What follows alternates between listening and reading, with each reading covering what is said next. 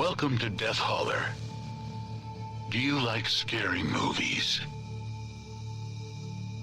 Welcome to Season 3, Slash or Pass. There will be laughter, tears,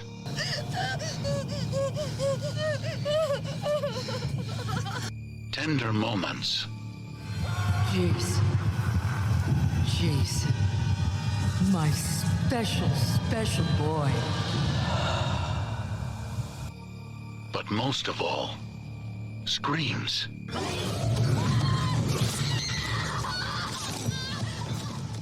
Remember, when you're in Death Holler, listener discretion is always advised.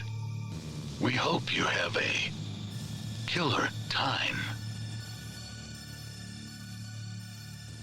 I love that intro, especially because it's not me talking.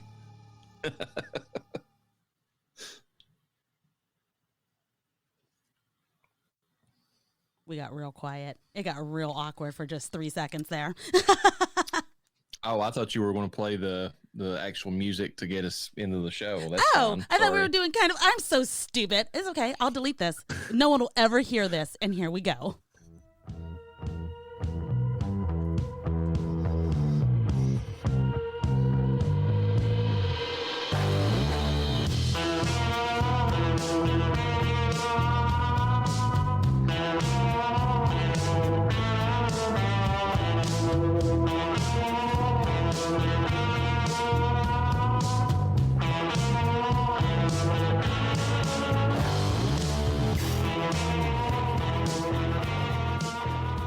Hello, everyone, and welcome back to Death Holler. I'm your host and amateur barbecue competition judge, the Reverend Dr. Death. And joining me, as always, is the chainsaw-wielding maniac, Llareyna. What's the buzz all about this week, Llareyna? I do not use a chainsaw. I use good old-fashioned hands. And if you're lucky, you can catch them for free 99 at any one of the competitions that you're in. You're gonna be throwing hands, huh? Yes, okay, you're gonna be cooking ham, and I'm gonna be throwing hands. Actually, you're gonna be cooking hands, probably. Yeah. I mean, and what does it taste like? Well, it varies from person to person. You asshole. While most of us are suffering from historically low temperatures, we thought it'd be nice reprieve for our listeners to travel to a warmer time and place. The summer of 74 in Texas, to be more specific. A more innocent time, when picking up psychotic hitchhikers was commonplace, and teenagers didn't think twice about trespassing in strangers' homes. Yes, everyone, this week we are paying our respects to the founding family of the slasher genre, the Sawyers, those endearingly comedic hillbillies that made turning vagrants into delicious barbecue a family tradition. So kick back, pop the top on your Natty Light or PBR, and join us as we discuss the Texas Chainsaw Massacre franchise. If you're enjoying the podcast, we would appreciate if you could take the time to like, comment, and subscribe on whatever podcast platform you prefer. It helps us get more visibility on podcast listings and helps us grow. Also, consider following us on social media. You can find us on TikTok and Twitter under Death Holler Pod, and we can be found on Instagram and Facebook under Death Holler Podcast. We appreciate everyone who listens and hope you enjoy the show. Now, let's attack some bees. What is that? What is that? What is it? Oh, no, not the bees! Not the bees! Ah! Open my eyes! That never gets old, It I swear. So this really is a bee movie, straight up, and it's a Secret Santa gift, so it's appropriate for the season. I received recently from Cody at work the movie Eaten Alive, the 1976 Tobe Hooper movie. It was directed by him, written by Alvin L. Fast, Marty Rustam, and Kim Hinkle, who Kim Hinkle also wrote the Texas Chainsaw Massacre. Principal players, we have Neville Brand playing Judd. He's kind of the old crazy kook who runs the Starlight motel, bed and breakfast, whatever you want to call it. It's got some nice roadside attractions like a dead monkey and a crocodile that eats anything that gets around it. Neville was in the 9th configuration, Without Warning, and then The Return. We have Carolyn Jones, who plays Miss Hattie, a brothel madame and owner. You might know her maybe from the original Addams Family. She did play Morticia in that. Oh, okay. Little known actress. Yeah, not very well known. Kind of funny that the Addams Family is going to have links to this episode, but there you are. It's not the only link. Invasion of the Body Snatchers in 1956. She was also in the Wonder Woman TV series, the one with, was it Linda Carter, I believe? Yes, Linda Carter. And she played Queen Hippolyta in that one. So Queen Hippo. Yeah. Weird thing about her in this one, though, I don't know what they were trying to do with her. She's supposed to be a brothel owner, but they had some kind of weird pancake makeup on her that made her look like she just stepped off the set from the original Addams Family, but also by way of the Dawn of the Dead, meaning that it was almost bluish gray. I don't know why they chose that color for her, and it made her look like 3 times as old as she probably was at the point when she filmed this. So I don't understand it. It was kind of caked up around her face, and it looked bad. Yeah, maybe she just didn't want to. She's playing the madam or brothel owner, so she's not. Yeah, she's dead. What's that? Well, so she's not dead. No, she was just the brothel madame, like the one that owned it and, ran all the, the best little whorehouse in Texas or wherever this movie's set at. They don't really give you it's kind of like set in the Texas-Louisiana border, I think, but that they don't really go into that too much. I'm thinking that maybe she was like the original, like goth, like she was going for that original goth look. Now, back then, makeup wasn't as good as it is now in terms of gothy girls. So, we had to start somewhere, and that's where she started, and it was just tragic. Well, we'll go with that, even though, like I said, it looked more bluish gray than it did pale, so I don't know what they were trying to accomplish. We have Roberta Collins playing Clara Wood. She is the prostitute that we meet at the beginning of the movie that first travels to meet meets Nile the crocodile. She's the first one that meets the character. This movie is kind of a weird take on Psycho because the guy owns the motel. There's a lady that of ill repute, or questionable morals, that comes and visits him, and he freaks out because he realizes that she's a prostitute from the local brothel, and that's the reason he goes crazy, and then he attacks her with a scythe and he feeds her to the crocodile. So he's like, it's kind of goes along the same route as Psycho in a weird way. Okay. We have Mel Ferrer playing Harvey Wood, who is Clara's father. He's been looking for his daughter for ages, and according to this movie, and just recently tracked her down to this local area. And he's kind of like, the boyfriend in the original Psycho, kind of tracking down Janet Leigh. Mel Ferrer was in Nightmare City, The Visitor, The Antichrist, and Fantasy Island, which is weird because almost every actor that I'm going to list in here was on Fantasy Island. I just happened to notice it about halfway through making the list, and I said I'm just going to make a point of it because they all went on to be on Fantasy Island for some reason. Kristen Sinclair plays Libby Wood. That's Clara's sister. She's got a nice pair of boobs.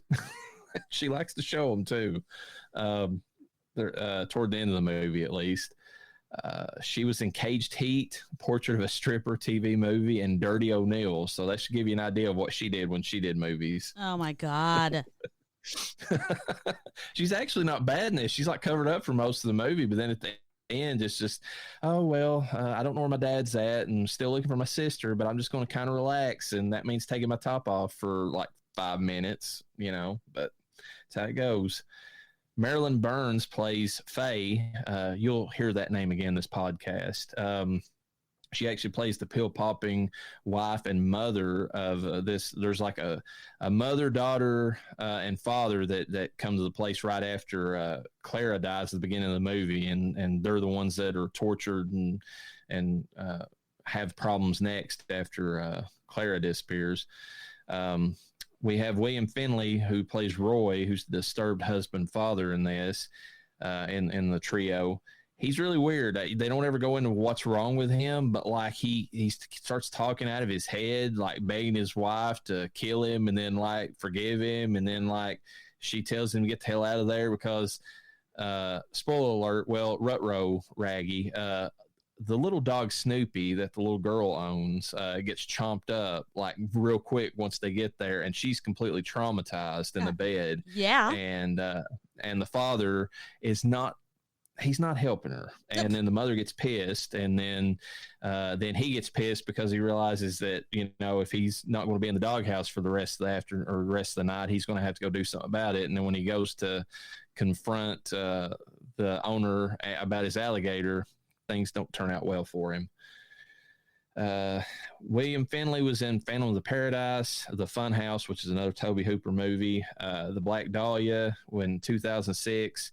He was in Dressed to Kill by Brian De Palma in uncredited voice role, and he was in Sabrina the Teenage Witch, the TV show. Oh, the one with the Salem that talked. Yeah, the one that actually treated Salem the way he was supposed to be. Yeah, yes, that one. There we go. And then Kyle Richards plays Angie, the daughter of Faye and Roy. She's the one that's traumatized after seeing poor little Snoopy just eaten up by the croc. She spends most of her time in the movie crawling beneath the Starlight Motel, basically, because old Ned's trying to get at her and kill her too. I mean, he doesn't discriminate. Kids are not out of his realm of things that he goes after. All right. She was in the original Halloween movie. I think she was one of the kids that Jamie Lee Curtis's friend was supposed to be babysitting that night. She's also in Halloween Ends and Halloween Kills, the new movies. And she was in the Disney movie, The Watcher in the Woods. Did you remember that movie? That one was creepy as fuck back in the day. I feel like I do, but I don't. I feel like it's kind of, in my mind, it's been forever since I've seen it. It's like a combination of either a witch or a ghost story, maybe both rolled into one, but it's like pretty creepy for a Disney film. Yeah. Robert Englund, don't know who that guy is. Yeah, I've never heard of him. He plays Buck in this movie. He's the backdoor bandit, and I'll tell you exactly what that means here in just a second, because he's a pervert, so you can kind of figure it out from that. And his go-to line in this movie, which was quoted by Tarantino later in Kill Bill for another character, is, "My name is Buck, and I'm here to fuck." So there you go. He played in Behind the Mask, The Rise of Leslie Vernon. Of course, he's fucking Freddy Krueger. I mean, that's what everybody knows him from. Are you fucking serious? Yeah. I'm serious. My God. Yeah, who would have thought? He was in Zombie Strippers. I think Dawn might be helping us out on that when we get to zombie season. Oh, my God. No. I thought I took care of Dawn. And he's been in tons of TV, Supernatural, the Teenage Mutant Ninja Turtles cartoon, I think the newer one, and Stranger Things. I don't remember him in that newest season of Stranger Things. Must have been hidden in the background or something. Didn't. Backtracking to Teenage Mutant Ninja Turtles, the newer cartoons, there's about two most recent ones have a lot of famous actors that are voicing in those cartoons. He plays like, according to IMDb, he plays like a weird dream beaver or something, which is funny because, like, I mean, it's Freddy, so whatever. It's fucking hilarious. And then rounding out the cast, we have Janice Blythe, who's playing Lynette. She's Buck's underage girlfriend. She shows her boobs for a good long time in this movie, and then she gets the hell out of Dodge after that. So good for her, I guess. Her name is tragic, especially if you mispronounce it. Like Janice or like Janus? Janus. Yes. It's spelled anus with a J. That's fucked up.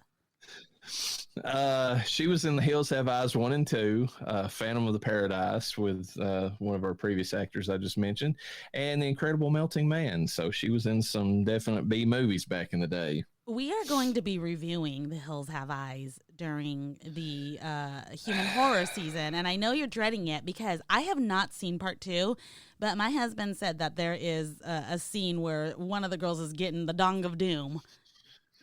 I can only imagine. Are we going to double that? Are we just going to get it all out in the open that same episode and cover The Last House on the Left while we're at it, just so that we can have one of my worst things that I hate in movies all in one session? Because we might as well if we're going to do that. I mean, yeah, if that's how you want to do it. I mean, I find that to be so unfair though, because I don't get to just bust out zombie season all in one episode. So. Well, there's going to be plenty of movies that we're covering that's got some kind of rape revenge story. So it's not like I'm going to be letting that all go in one. But oh, geez. So synopsis for Eaten Alive. A prostitute unwilling to let feisty patron Buck go down the Hershey Highway gets kicked out of her brothel. And that's specifically what's happening, folks. Gets kicked out of her brothel by Miss Hattie. Stumbling upon the Starlight Hotel and its kooky old proprietor, the prostitute quickly becomes crocodile food. Old Jed, proud of his unorthodox pet, goes on to introduce several more visitors to its ravenous maws. People get cut up by scythes. People and pets get served to a prehistoric lizard. 2 sets of boob get ample screen time, and Buck proves that he just wants to fuck. So there you go. This is absolutely the worst. It is Tobe Hooper in his most distilled form. It is taking everything that was in Funhouse and Chainsaw and just making it all mashed together in one kind of psycho ripoff in a roundabout way. It's exactly what this is. I am so mad at Cody for introducing you to this. Now I have to hear about it. However, I'm sorry, but does the alligator or the crocodile have a name? I think they call it Nile. Nile. Okay, yes, Nile the crocodile. Okay. Nile technically belongs in When Bad Animals Go Bad. Well, possibly. I mean, that is kind of what the movie has got the crocodile attacking people almost as much or more than Ned, although it is considered a slasher movie because of the fact that Ned does go around killing people with the scythe. So it's a twofer. It's a mixture. Yeah, it's a twofer for sure. Niall will have to get at least a little shout out during When Bad Animals Go Bad when we do Lake Placid or something like that, you know? We'll cover alligator and Lake Placid in the same episode, and then we'll kind of do a shout back to Niall the crocodile while we're at it. Yeah. Body count in this movie is 7. Clara, Roy, Harvey, Buck, and then even Jed himself.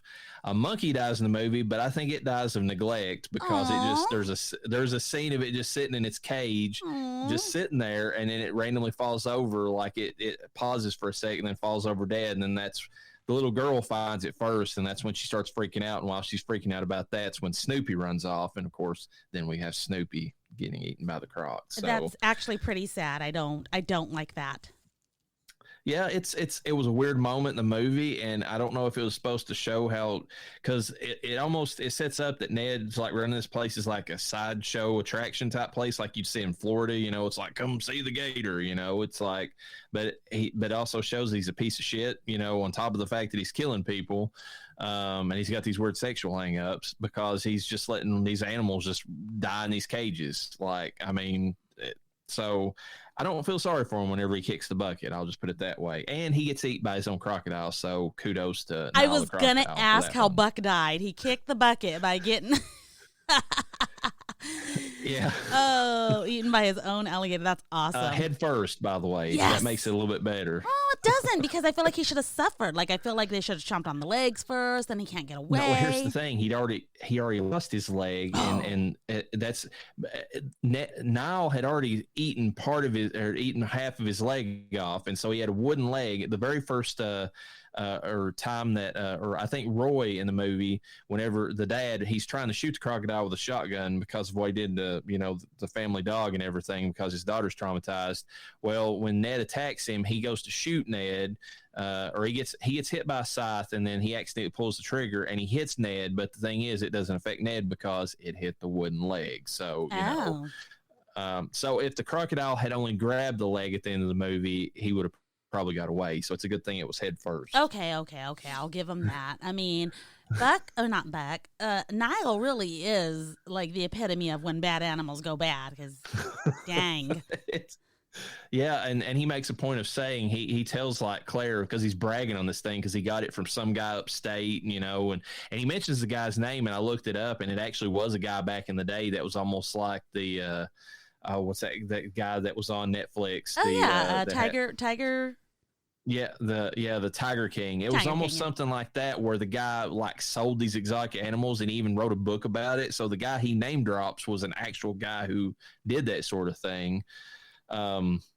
But he's bragging to Claire about it, and he's like, you know what the difference is between an alligator and a crocodile? And she's like, I don't give a fuck. I just, whatever.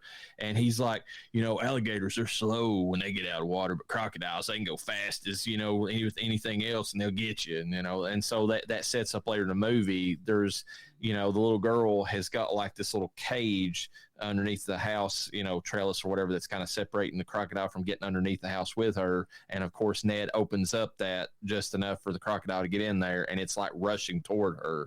So, it's Ned's a piece of shit. Like, that's all we need to say. Sounds like Buck kind of is too. Seriously, though, crikey. It's hilarious seeing Freddy Krueger in this role. That's all I got to say. Okay, side tangent. Have you heard the life story of Crocodile Hunter? No, okay. I haven't.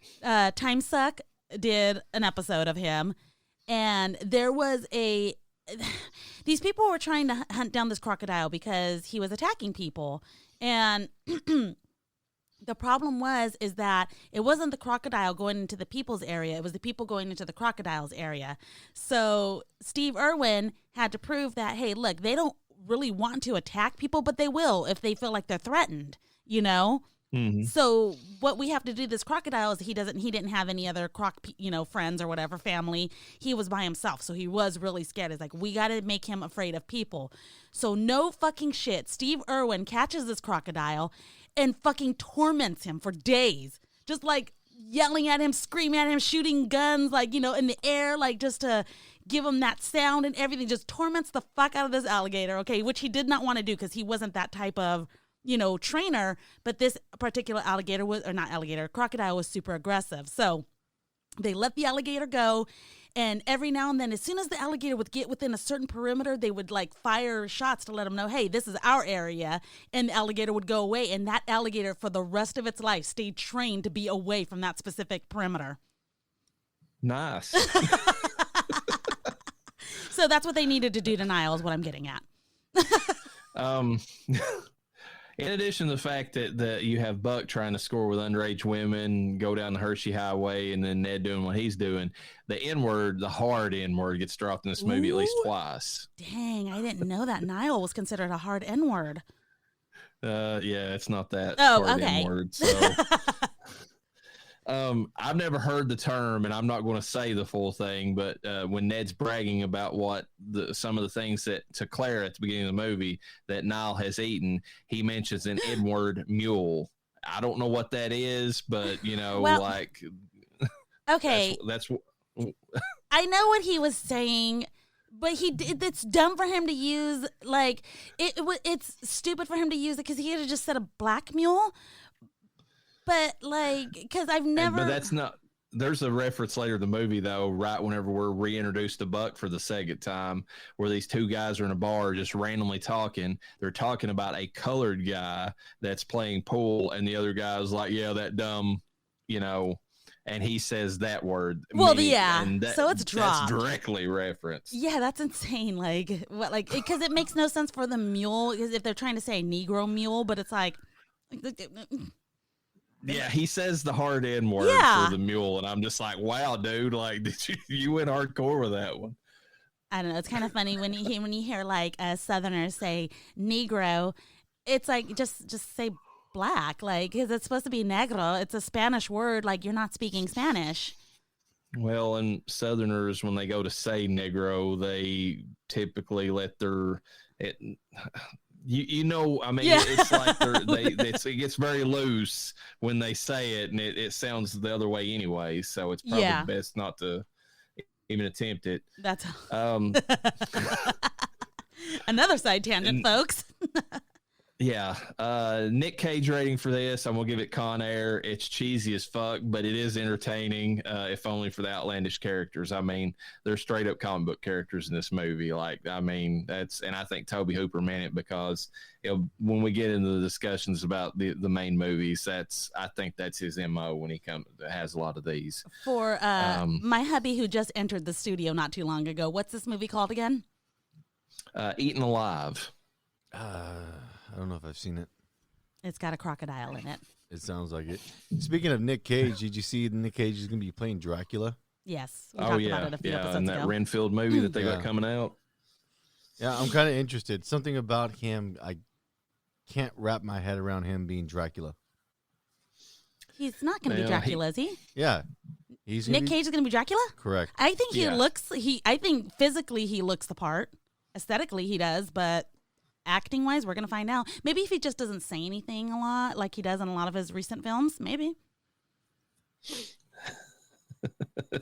Yeah, I don't know. He's going to play it to the, he could go one of two ways. If he plays it really well, like he did in some of his, more recent, like dramatic roles like Pig, then it could be great that way. But if he goes back to Vampire's Kiss and plays it that way, oh boy, we're in for it. Oh my God. Lord. Wait a minute. Do I hear a chainsaw somewhere? I don't know. The film which you are about to see is an account of the tragedy which befell a group of 5 youths. In particular, Sally Hardesty and her invalid brother, Franklin. It is all the more tragic in that they were young. But had they lived very, very long lives, they could not have expected, nor would they have wished to see as much of the mad and macabre as they were to see that day. For them, an idyllic summer afternoon drive became a nightmare.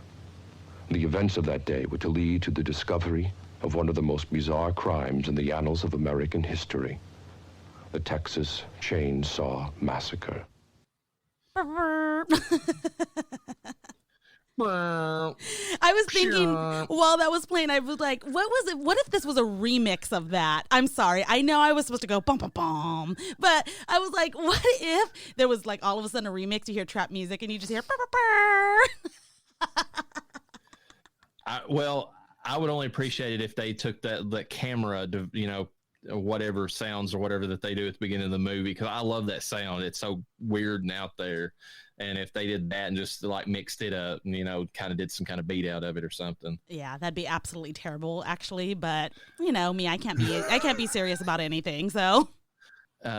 So after listening to the dulcet tones of John Larroquette, and yes, that was John Larroquette, folks, from Night Court fame, we are discussing the Texas Chainsaw Massacre, the 1974 version, and a little bit of discussion about the remake here in a little bit.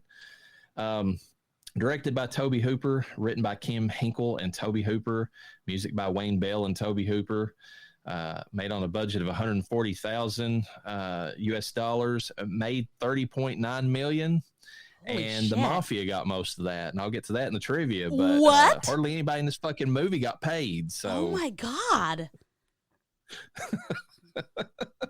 When I tell you, whenever I go to the trivia and tell you the name of the guy that Hooper decided to do business with, you'll understand. Like the other people that was on his production team, it was hilarious listening to that on the. I think it might have been called The Shocking Truth, but it was a documentary about the making of this.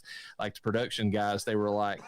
It's like you could tell that he was getting in bed with the mafia. Like this was the dumbest thing he could have done. Like, and none of us got any of the money we were supposed to get out of this. So, it kind of sucks. One of the most successful independent horror films of all time, and nobody really got any money out of it other than the mafia, I guess. That sucks. Principal players: Marilyn Burns, who we just talked about, playing Sally. I'm sorry. That's not right. It's Jennifer Lawrence, right? Isn't she the one that's always like she was the first female action star. That's she right. had to be. There's no way that they didn't cast Jennifer Lawrence as one of the first, final girls ever. Her dumbass aside, no, Marilyn Burns plays Sally in this.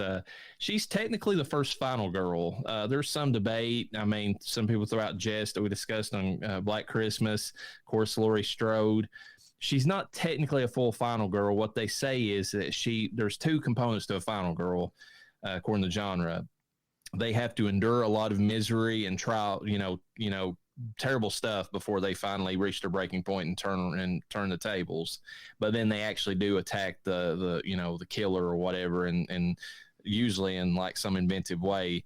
Marilyn Burns endures a shit ton as both an actress, which I'll get into, and as the character, but she doesn't actually do anything to the bad guys.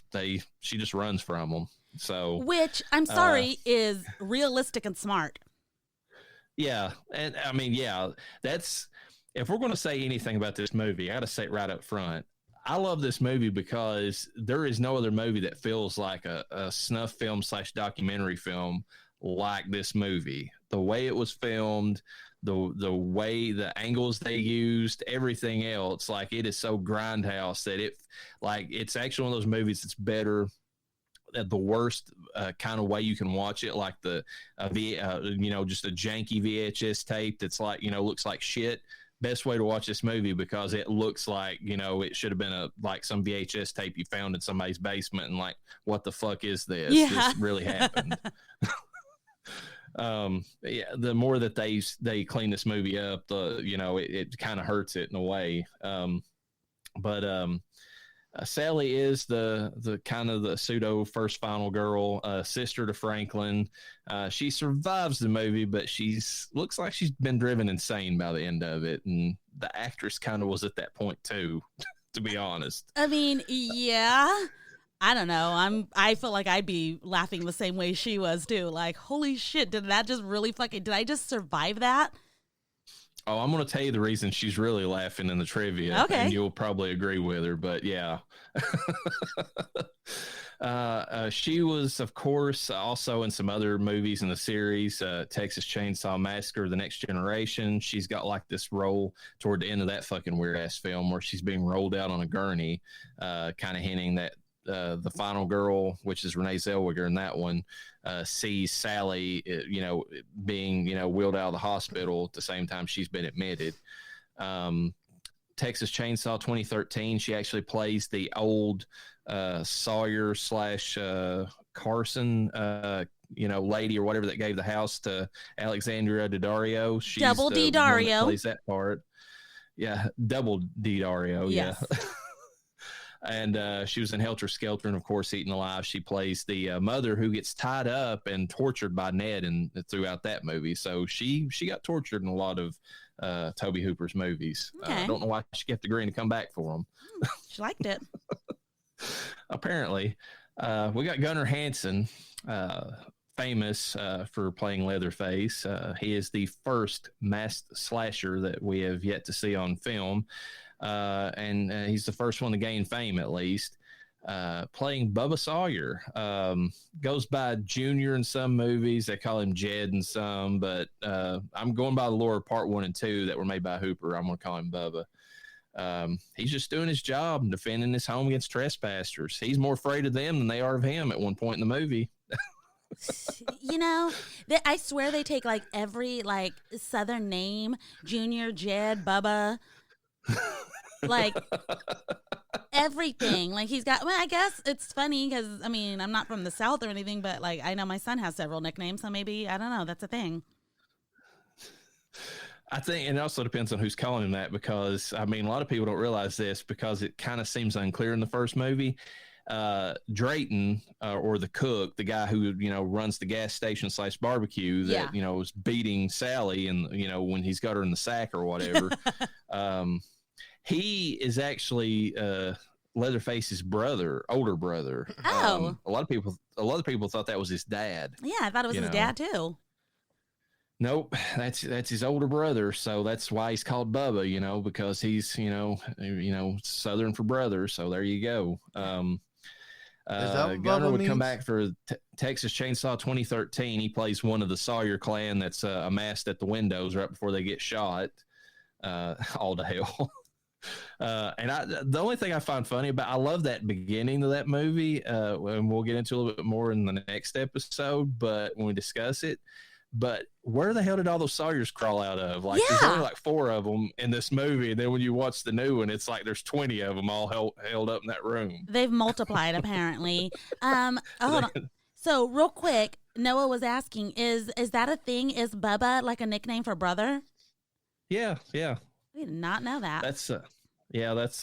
That was kind of my nickname that my dad had for me all the time. He never actually called me by my name. He just because I was the older brother to my sister. He just called me Bub or Bubba. It's a thing. It's in the South. He was in Campfire Tales, Chainsaw Sally, which is funny, and then Hollywood Chainsaw Hookers with Linnea Quigley, of course. He did a lot of stuff with chainsaws after this movie. I bet you his arms were swole. What's that? I said, I bet you his arms were swole holding them chainsaws all the time. Yeah, he's a big dude too. I mean, he's like 6'4", so and pretty hefty. So, good God. He is a dad bod. I figured you'd appreciate that. We have Paul A. Partain playing Franklin, who is the most annoying fucking slasher victim in the history of the genre. God. He actually has you rooting for the death of a handicapped person. So kudos to him. Hands down. We couldn't wait. Yeah, I was like, how come this guy's not dying first? It's too easy. Wait till I get to the trivia. He was a method actor in this movie, so they actually really did hate him, like the actors did that had to work with him. I was just like, dude, goddamn, take care of the retard. Like, just kill him off.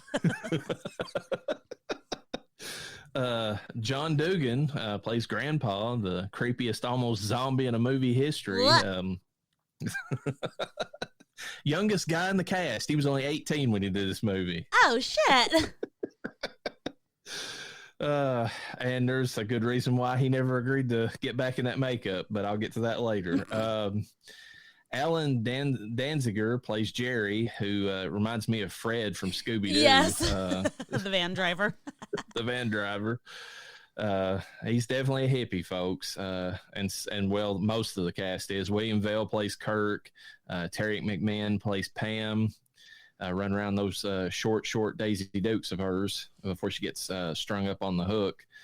Edwin Neal plays the hitchhiker, Nubbin Sawyer. Nubbins. Puts an end. I love their names, I swear. He puts an end to picking up hitchhikers for the rest of eternity. Mm-hmm. Jim Seadow plays the old man or the cook or Drayton Sawyer, who, like I said, runs the gas station restaurant. We have Ed Gwynn playing the cattle truck driver, who's the smartest fucking man of the entire movie. Yeah. You see Leatherface, you just book it down the road, son, you get the fuck out of there. And then, of course, John Larroquette doing the opening narration, which just blew my fucking mind whenever I read that when doing the trivia for this thing. Now, I normally don't do this, but I actually enjoyed this so much from the IMDb that Michael Brook had left a synopsis on there. So I'm just going to read it verbatim, adding the tagline of the movie at the end. En route to visit their grandfather's grave, which has apparently been ritualistically desecrated, 5 teenagers drive past the slaughterhouse, pick up and quickly drop a sinister hitchhiker, eat some delicious home-cured meat at a roadside gas station, before ending up at an old family home where they're plunged into a never-ending nightmare as they meet a family of cannibals who more than make up for in power tools what they lack in social skills.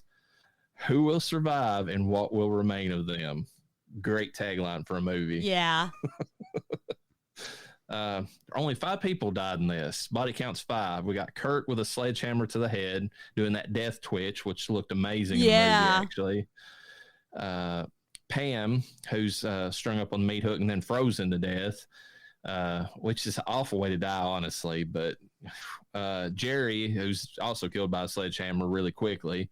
And then Franklin, thank God, by a chainsaw. He's the only chainsaw victim really in the movie. Yeah. And then we have the hitchhiker, Nubbins, who gets accidentally ran over by the cattle truck driver. Quotation mark, accidentally. Well, it was a good thing. Nubbins Yeah. need to die so that Bill Moseley could live in the next movie and take over that role, basically. Yeah, that's true. Special note, this is the second killer that we are covering, inspired by Ed Gein. Of course, Leatherface is focusing more on that fantastic, human skin furniture that we, talked about so much. They did have cool. They did have really cool bone chairs. I mean, they were really expertly put together. Like, I was surprised. I was like, they look like they have no skills whatsoever, but I have been proven wrong. Quite the craftsman. Quite the craftsman, yes, absolutely. I mean, for what they look like. How much do you think they paid for those chairs? An arm and a leg. Shut up. Finally, he does the callback this time, and he nails it. Well, you guys didn't know it last time. I was like, okay, well, I guess no one's going to run with that. So, well, technically, they didn't pay for that. They made that furniture. Somebody paid for it with an arm and a leg. Correct. Somebody paid for it with their damn life. An arm and a leg. There were some skulls in there. There were some teethers. What was the deal with that cock in the cage? Here's the thing. They took a lot of one of the production designers on this, the lady of all things, knew a veterinarian in town and got a lot of like dead bodies from the veterinarian, and I decided it'd be cool just to throw them in the scenes. Apparently there was a dead dog in one of the scenes too that they had in there. An actual dead dog? Fuck off. Who says yeah, you can? and when I get to the trivia about that, it was fucking disgusting as hell because of what happened that surrounding all that stuff. So,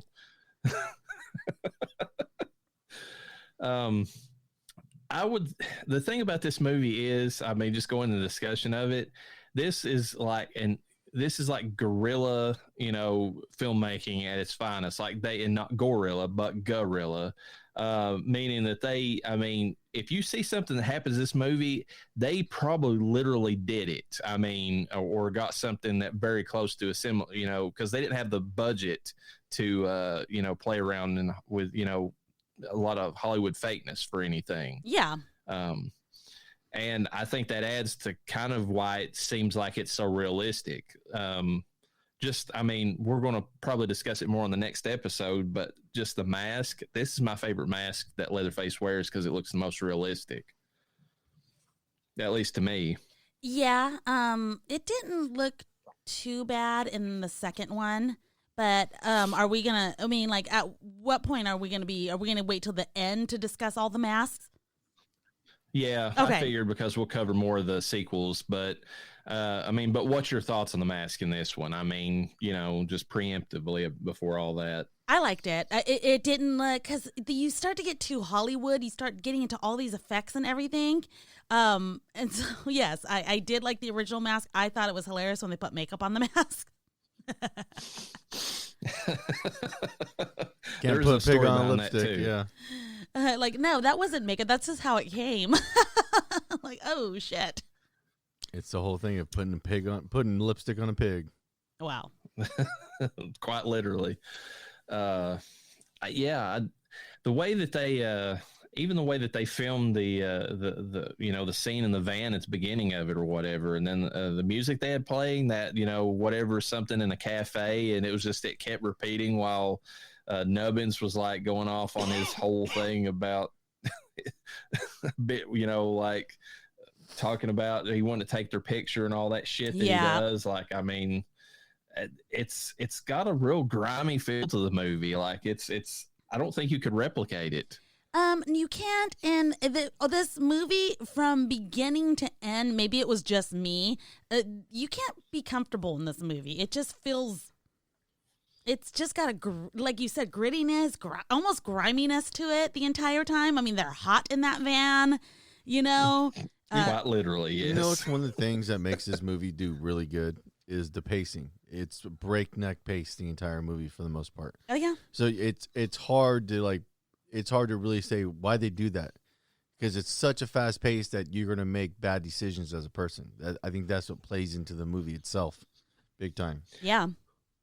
Well, and you don't have any, and that's part of the horror of it. You don't have time to react. You're just like they are, because like when Kirk, he's the very first one to encounter Leatherface, when he pops out of that sliding metal door, I mean, it's no time till he's bam, and he's got him, Gotta say, one of the funniest memes, one of the memes I love most that have come from this movie, because there is a meme from this movie. I don't know if you know which one I'm talking about, but it's when Pam is trying to run out of the door and he pops out and grabs her and she's just flailing her arms and legs and screaming, and he rips her back into the house.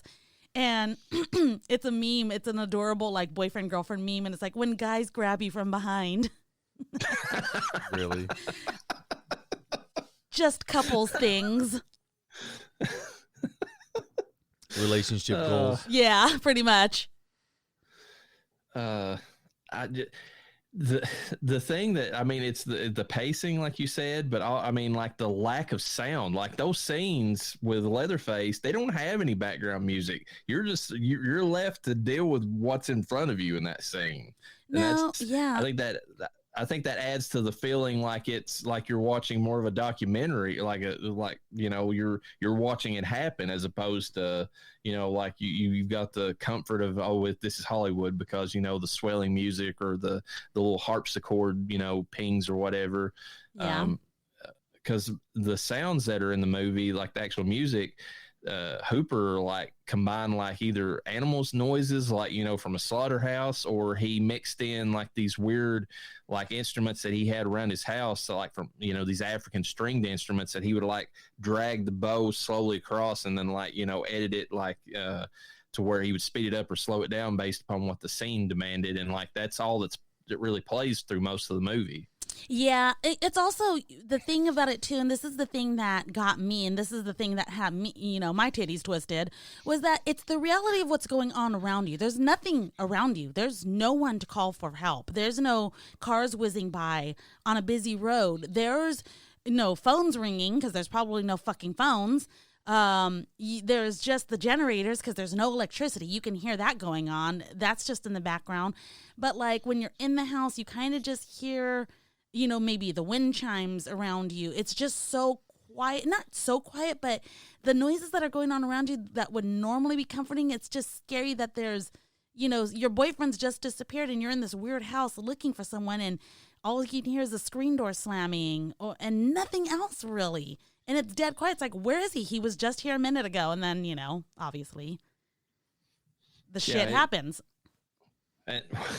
And it plays into that whole rural fear that they were trying to tap into. It's like you're out in the middle of nowhere. There is no sounds other than just like the sounds of nature, around you. Like you are cut off from all society. I mean, and you're in their hell now, Exactly. And then it also makes it great for when the chainsaw starts ripping, because it's loud as fuck. And all of a sudden it's like, wah! It's there. It's like, oh, fuck. Oh, shit. Oh, fuck. And then hearing Leatherface's incoherent screaming or whatever as he's like running after you. It's terrifying. I mean, okay, if someone's coming after you and they're not really chasing you, but they're just like making those noises, you're probably going to be like, what the fuck is wrong with this person? And maybe laughing a little bit, because you're like, what the hell? But then they got a chainsaw and you're like, ah! Changes the situation real fast. Now, here's the thing. Years ago when I watched this as a kid, and I probably shouldn't have been watching this, me and my cousin, we found several parts of this movie that the more we watched it, the more we laughed at it, and in a black comedy way. Yeah. And I for years thought, well, maybe I'm just weird or something. And I actually met, John Dugan at a convention here in Kentucky and like talked to him, and I said, did Hooper intend for this to be as funny as it is? And he kind of grinned at me for a second. And he's like, and I didn't know this, it's also in the trivia, Hooper himself has said it, in interviews, but like Dugan said, oh yeah, he's like Hooper totally was having a piss for the audience with this one. He's like it was black comedy. He's like, we were joking around on the set, about all this crazy shit that was happening, and he just went with it, and he was hoping that people would pick up on the joke, but they didn't. So and the thing is, when I watch it now and I look for that stuff, it's there, but you're so freaked out about everything that's happening around it that you can't really see it. Like the very first thing is when Franklin, of all characters, when you meet Nubbins, like he goes on, he's like, he's a Dracula, and it's like he comes from a family of Draculas, and the way he says it and how goofy he is about it, and he's kind of right later because Grandpa sucks blood, so he's not wrong in that sense when you come right down to it. They later, whenever Drayton finally comes home, those scenes are hilarious to me, and that's the scenes that we always cracked up at. When they drug Grandpa down there and they were like, bragging on him, and then it's supposed to be terrifying to see Sally there in that chair and she's screaming her head off, and but then Leatherface, and Nubbins are sitting there howling, to match her scream, and they're goofy as fuck about it. And then Drayton's over there and he's just kind of like, shut the fuck up, and like, I mean, it is very, very dark comedy, but it's there. Like, you got Grandpa dropping the hammer too. Like that was just a joke. That whole thing was just like a terrifying joke. And then the dances that Leatherface does, the chainsaw toward the end of the movie.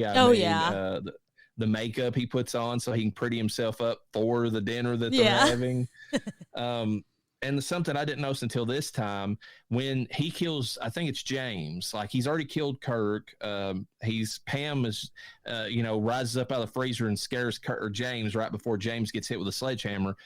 Leatherface drops as soon as he drops James down, he instantly turns around, freaks out, does his little and runs to the window, and like he's looking outside like, who the fuck is out there? I cracked up. I was like, okay, there's another incident. And it also shows that Leatherface is more scared of them, and that's the reason he keeps freaking out and killing them. And that was funny because I had noticed that too. I'm like, what the fuck is it? Like, who's he looking for? So there was nobody. But then again, he doesn't know that. All he knows is that there's technically intruders in his home. It's almost like the movie Tucker and Dale, which we'll be covering this season, where the kids keep coming around them. Yeah. And they're like, what the fuck are these kids doing? And it's like Leatherface does the same thing, although he's technically the one killing them. Yeah. He's like looking around. He's like, where are these people coming from? Like, I just want to, chop my bodies up in peace. What's happening in this world? These crazy kids.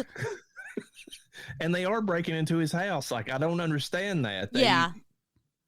I mean, maybe it's a Southern thing, but you don't just walk in somebody's house without an invitation, because you're likely to get the other, the unfriendly end of a shotgun, if nothing else. I mean, it's something I noticed, and I have to bring up to you because I brought this up to the hubs while I was watching it. But I was like, do you think that family uses that porch swing, or not porch swing, but that yard swing that they have? Like, obviously Pam was there sitting in there using it, but I'm like, that's such a weird thing for them to have. They probably, when they were kids, they probably did. That's something that's brought up in the documentary and some of the behind the scenes. They were talking about, it's like, where were the rest of the Sawyers at? Like, there was no women on camera. There was no that we saw, children, except for Grandma, and they had to fight to put her in the movie. By the way, that was in the trivia for the behind the scenes. Like, they wasn't going to have it. It was just going to be Grandpa, and then the three Sawyer brothers or whatever, and then like somebody, and then the production designer was like, no, I'm going to put a desiccated grandma up there in the attic with Grandpa, because I mean, there has to be at least one woman in this family. It doesn't make sense otherwise. What doesn't make sense is when you watch the continuation remake of 2013. We're going to get to that. You got to save it. Well, I'm just saying though, like in that there's all these people, but so that means you guys were okay with what they were doing at the house?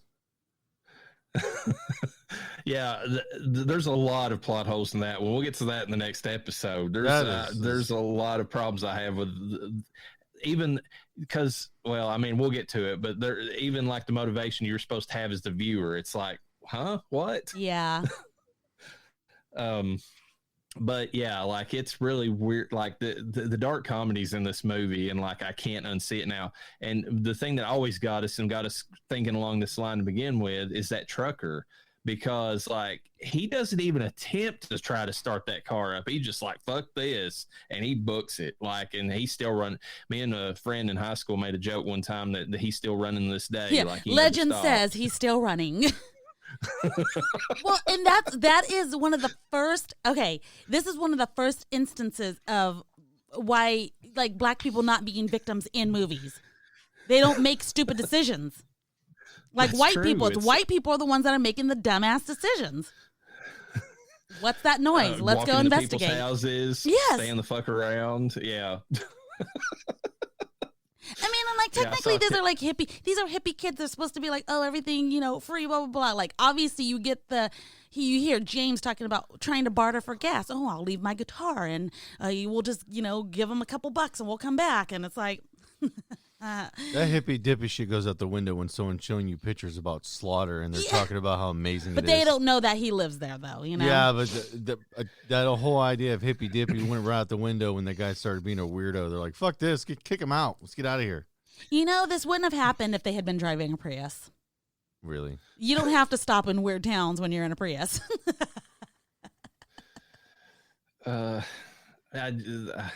They wouldn't have been able to drive a Prius, though. Where would Franklin have been put at? Like, would they have strapped into the top of it or something? No, they would have left him home. Yep. Where he belonged. Stay home, cripple. No, he belonged somewhere else for sure. Speaking of that, what's your all's thoughts on the acting in the movie? Clearly, Partain made us hate Franklin, and that was kind of the point of that character. So I guess kudos to him. Yeah, I think James and Pam were kind of just, it was good that we knew that based on what we know about slashers, we knew that James and Pam were not going to make it. They were just off characters. Their acting was not bad, but they just didn't have, maybe their roles weren't written super great. They did what they needed to do, but the real acting came from the killers, the final girl, Leatherface, So, but I have nothing bad to say about any of them, to be honest with you. I love the acting by the killers. I mean, Nubbins, Drayton, when he's sitting there and he's just hitting that bag and he's like, "You quiet down now, Missy. You quiet down." I don't, character. I know he amps it up in the second movie, and I love it even more. But like, I just love that character because he's so fucking goofy. Like, and you can tell he's got multiple personalities in that scene. He has one personality. I feel like he was concerned, and then he was off, and then he was concerned, and then he was off. Conflicted between, do I kill her or do I get some pussy? It could have been that too.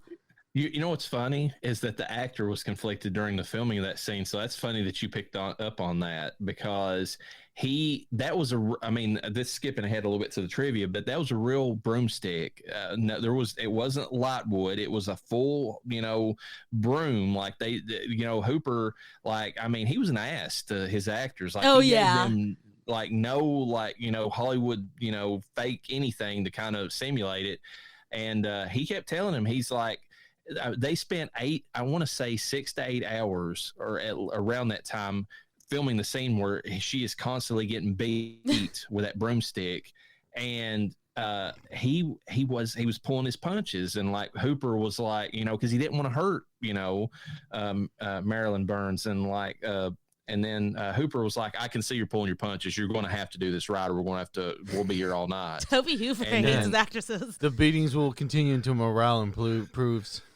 Yeah, exactly. And Marilyn Burns literally looked up at him and said, "Go ahead, just hit me." And so those scenes where he's hitting her, he's full on whacking her with that broom, because that's what he had to do.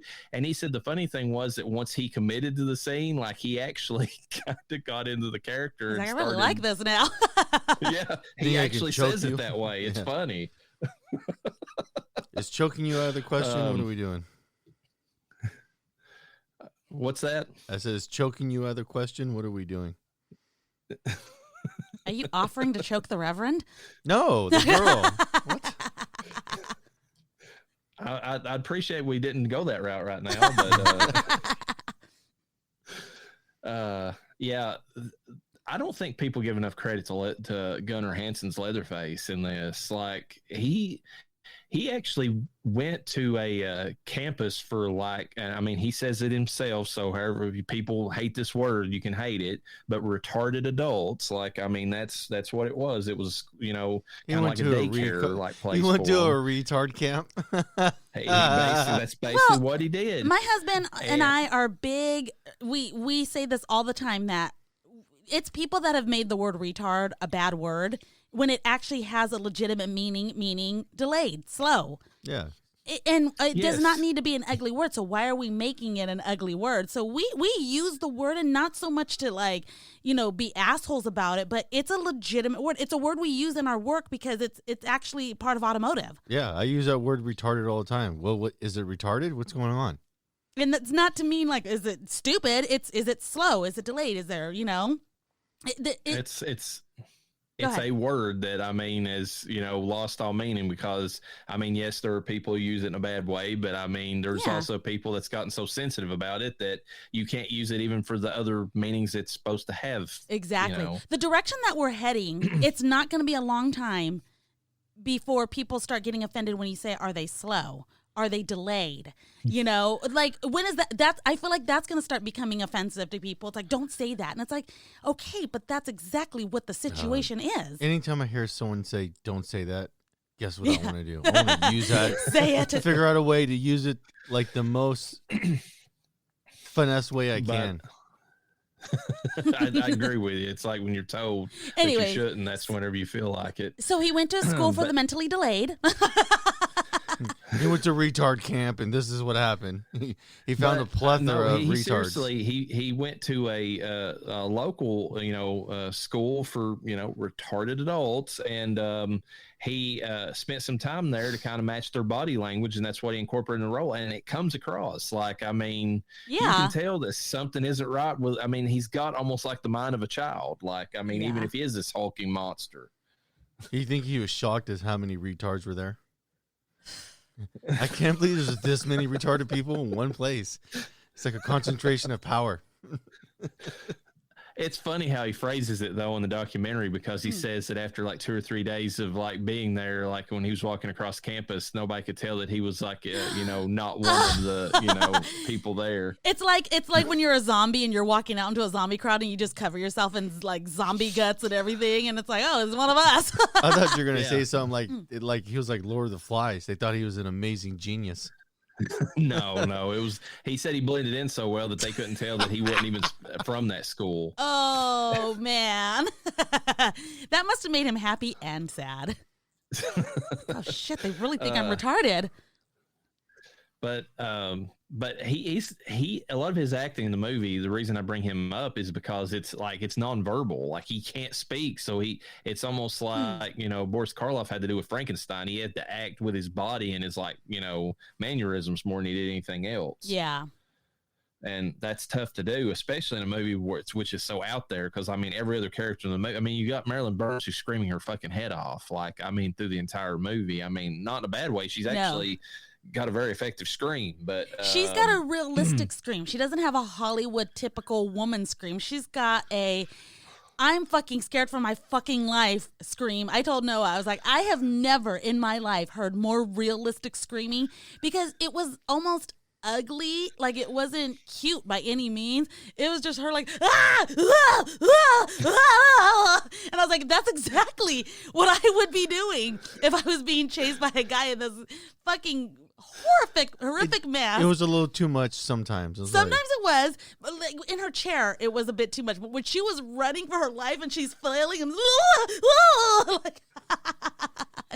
I fucking was like, that's exactly what I would be doing, because you're trying to breathe, run, think, and function in general. You're gonna have your moments. Okay. Is what I'm saying. Can we talk about the elephant in the room? The fact that this chainsaw apparently can't handle brush.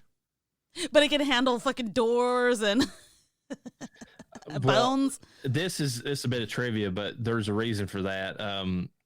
So Gunnar Hansen, being 6'4" and then adding 3-inch heels, which I'll get into in the trivia too, to make him even taller, made him 6'7" in the movie. His stride was so long that he was catching up to Marilyn Burns like almost instantly whenever he was supposed to be chasing her. It looked like she was running slow. It shows you in real life, even fat boys can catch down a woman. Yeah, exactly. So to account for that and to give a little bit more, suspense to the movie, they had him pretend when he got to the branches that he was having a struggle with them, so that he would give her more time to get away from him. Yeah, that right there, when that happened, I was like, really? Really? That thing would be mowing through those branches. Yeah, well, it honestly would, given the fact that it nearly cut into his leg, even in that last scene. So, yeah. Did it really cut into his leg? It got close. Oh. I'll cover it in the trivia, but yeah, it got close. Anything else you want to discuss about the movie before we kind of move on and kind of discuss the remake a little bit? No, I think I did really want to put out there how realistic everything seemed, how the fears and everything. But I already said what I wanted to say, how, the final girl screaming, how it it was very good. Like, in terms, like I said, everything seemed pretty real about this film, even though it's a movie. Yeah, there's a reason that it continues to live on to this day, as far as it's because when people watch it, it's got a sense of reality to it that no other horror movie really has. Yeah. None of the sequels / remakes, anything that's come since then, have got anywhere close to this movie as far as capturing that. And I got to throw it out there before we get into anything else. This clearly, this in part 2 especially, is the basis for all of Rob Zombie's entire movie career. You go back and watch this, he fucking straight up stole off of Tobe Hooper. I don't care what you say. Those characters in House of a Thousand Corpses, they're the Sawyers. They're just a new version of them. Yeah. Not that he didn't put his creative spin on it, but he definitely tried to recreate, Chainsaw to varying degrees of success. So